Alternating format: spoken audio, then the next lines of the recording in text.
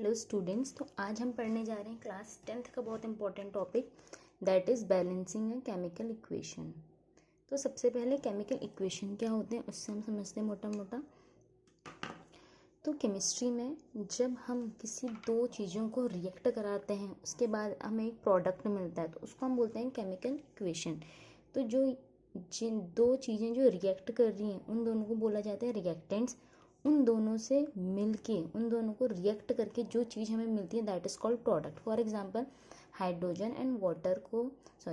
And oxygen को जब हम रिएक्ट कराते हैं तो हमें मिलता है वाटर H2O।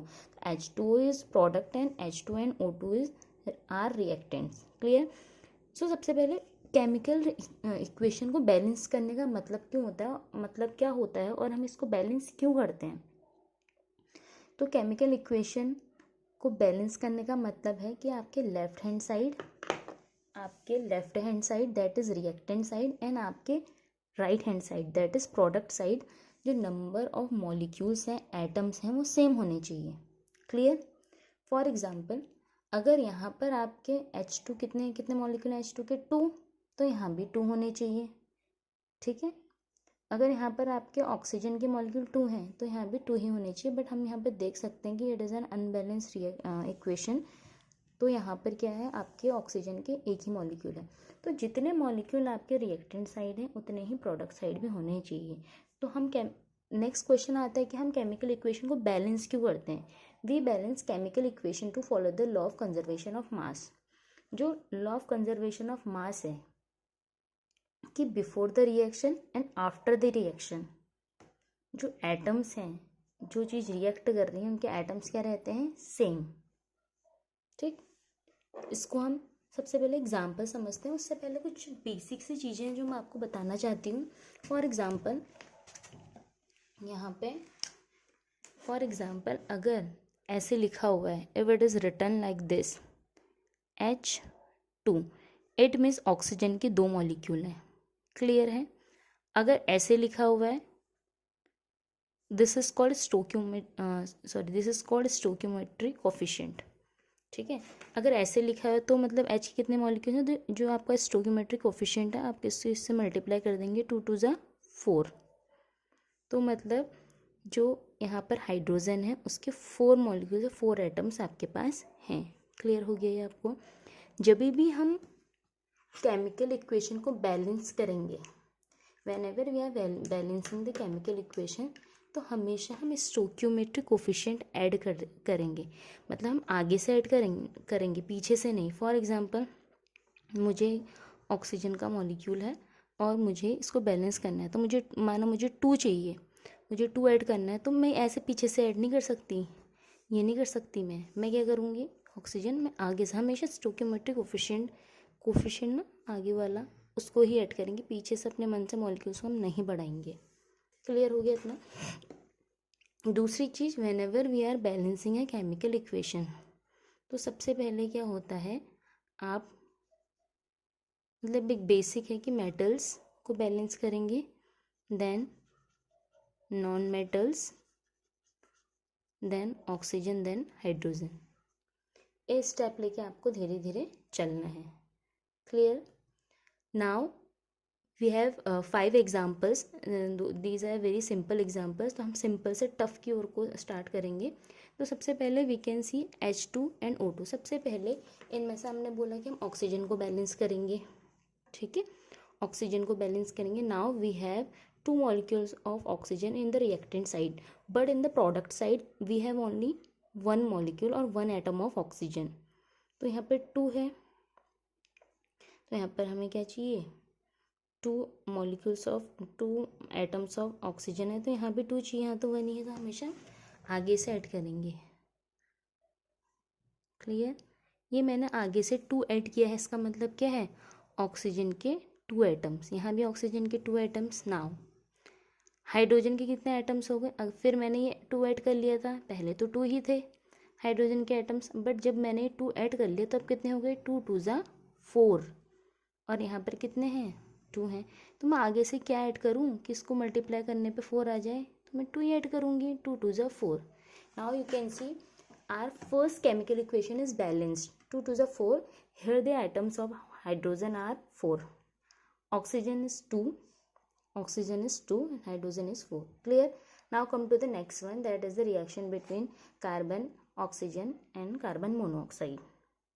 यहाँ पर CO2 भी बनेगा अगर आपकी ऑक्सीजन एडिक्वेट मात्रा में होगी तो यहाँ पर कार्बन डाई ऑक्साइड बनता है, अगर ऑक्सीजन लिमिटेड होगी तो कार्बन मोनोऑक्साइड बनता है। तो अभी कंफ्यूज मत होना कि कार्बन और ऑक्सीजन से तो CO2 ही बनता था, कार्बन मोनोऑक्साइड भी बन सकती है। Clear?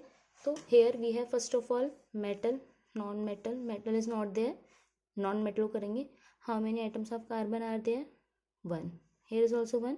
Okay, now come to the oxygen. Oxygen को देखो, यहाँ पर ऑक्सीजन की 2 आइटम्स हैं और यहाँ पर ऑक्सीजन के कितने आइटम्स हैं? 1. कभी भी ऐसे बीच में मत कर देना कि यहाँ 2 है, हम यहाँ लगा देंगे ऐसे, नहीं, आप आगे से ही लगाएंगे 2। तो जैसे ही मैंने 2 ऐड किया तो इसका मतलब जो ये 2 कोफिशिएंट है, जो ये 2 स्टोइकियोमेट्रिक कोफिशिएंट है, ये 2 कार्बन के लिए भी है, ऑक्सीजन के लिए भी है। क्लियर? जैसे कि यहाँ 2 हाइड्रोजन के लिए भी था, ऑक्सीजन के लिए भी था। तो यहाँ पर कार्बन के 2 एटम्स आ गए, ठीक है। तो ऑक्सीजन के 2 एटम्स आ गए, 2 ऑक्सीजन 2 ऑक्सीजन, ओके। पर जैसे ही हमने ऐड किया यहाँ पर कार्बन के एटम्स चेंज हो गए, यहाँ पे 2 एटम्स ऑफ कार्बन हो गए और यहाँ पर 1 ही रहा, तो मैं आगे से भी 2 ऐड कर दूंगी। Clear? Now come to the next one, that is the reaction between Fe, that is iron, and water, Fe3O4H2. Now come to the metals. हमने कहा सबसे पहले मेटल्स को करेंगे। Fe3 के कितने आइटम्स हमको यहाँ पे देखने को मिल रहे हैं? 1 on the reactant side, where is on the product side there is 3 items of iron. So यहाँ पे 3 है, इसको भी 3 करने के लिए हम आगे से 3 ऐड कर देंगे, ठीक। Now come to, is there any non metal except oxygen and hydrogen? नहीं। फिर ऑक्सीजन पाओ, ऑक्सीजन कितने हैं यहाँ पे? रिएक्टेंट साइड में एक ही ऑक्सीजन है, लेकिन प्रोडक्ट साइड में कितने ऑक्सीजन हैं? 4। तो इसको 4 बनाने के लिए मैं क्या करूँ? इसके आगे से 4 लगा दूंगी। तो जो 4 है ये हाइड्रोजन के लिए भी है, ऑक्सीजन के लिए। 4 ऑक्सीजन 4 ऑक्सीजन। नाउ जैसे ही मैंने यहाँ पे 4 लगाया, हाइड्रोजन की जो मात्रा है, हाइड्रोजन के जो एटम्स है वो चेंज हो गए। 4 2 ज़ा 8। तो अब यहाँ पे 2 है, मुझे इसको भी 8 करना पड़ेगा।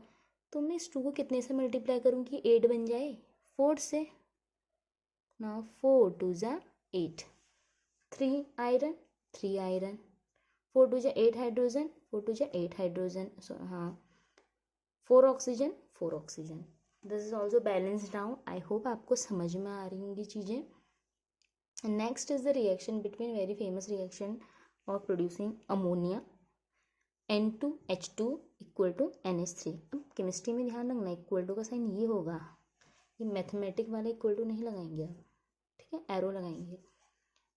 तो सबसे पहले स्टार्ट करते हैं, any metals are there? No. Come to the non metals. Here non metals in metal is nitrogen. तो नाइट्रोजन के यहाँ पे 2 एटम्स हैं और यहाँ पर नाइट्रोजन के कितने एटम्स हैं? 1 एटम। तो इसको 2 बना दो, क्या है, इसको 2 बना दो। जैसे ही मैंने नाइट्रोजन को 2 बनाया, हाइड्रोजन के भी जो एटम्स हैं वो चेंज हो गए। पहले 3 थे, अब कितने हो गए? 2 3 जा 6। मैंने आपसे बोला ना, जो 2 हम आगे से लगा रहे हो नाइट्रोजन के लिए भी है और हाइड्रोजन के लिए भी है। 2 3 जा 6। अब मैं इस 2 को कितने से मल्टीप्लाई करूँ कि 6 बन जाए? 3 से। तो इसके आगे मैं 3 लगा दूंगी। 2 नाइट्रोजन 2 नाइट्रोजन, 3 2 जा 6 हाइड्रोजन, 2 3 जा 6 hydrogen. Clear? Now come to the next one, that is the reaction between aluminium and hydrochloric acid HCl. Now सबसे पहले मेटल से स्टार्ट करते हैं। Who is metal here? Aluminium. Aluminium 1 aluminium 1. Clear? No problem. Now after this come to non-metal. Who is non-metal here? Chlorine and chlorine. अब देखो आप, chlorine पे यहाँ पे 3 एटम्स हैं एंड यहाँ पे क्लोरीन में एक ही एटम है। क्लियर? अगर मैं इसमें 3 कर दूं, मैं इसमें क्या कर दिया मैंने? 3, ठीक है, 3 क्लोरीन हो गया। अब यहाँ पर दिक्कत क्या आएगी? यहाँ पे 3 हाइड्रोजन है, यहाँ पे 2 हाइड्रोजन है। तो अब मैं इसको 3 तो बना नहीं सकती, या मैं इसको 2 नहीं बना सकती। तो मैं क्या करूँगी? मैं काम करूँगी, इसके अगर मैं आगे 3 कर दूँ, 3 2 जा 6 हाइड्रोजन, और इसके आगे भी मैं क्या कर देती हूँ 6 हाइड्रोजन। जैसे यहाँ 6 हाइड्रोजन हुए, क्लोरीन भी कितने हो गए 6। तो इस 3 को कितने से मल्टीप्लाई करूँगी 6 आ जाए 2, 2 3 जा 6। तो जैसे ही मैंने यहाँ चेंज किया एल्यूमिनियम भी चेंज हो गया 2 एल्यूमिनियम, तो यहाँ भी 2। तो ये लास्ट वाले में हमने देखा कि जब आप किसी भी एक एटम को बैलेंस करने के स्टोइकियोमेट्रिक कोफिशिएंट लगा रहे हैं, तो आपको वो चेंजेस देखने की जो आपने स्टोइकियोमेट्रिक कोफिशिएंट लगाया है एक पर्टिकुलर एटम को बैलेंस करने के लिए, हो सकता है कि उसकी वजह से और एटम्स में भी चेंजेस आ गए हैं। तो वो चीज़ आपको ध्यान में रखनी है। और ये चीज़ें कैसे आती है, प्रैक्टिस, अगेन आपको प्रैक्टिस करनी पड़ेगी। कल हम इससे ज़्यादा टफ इक्वेशंस को लेके आएंगे और उनको सॉल्व करेंगे। आई होप आपको क्लियर हुआ होगा। Thank you very much.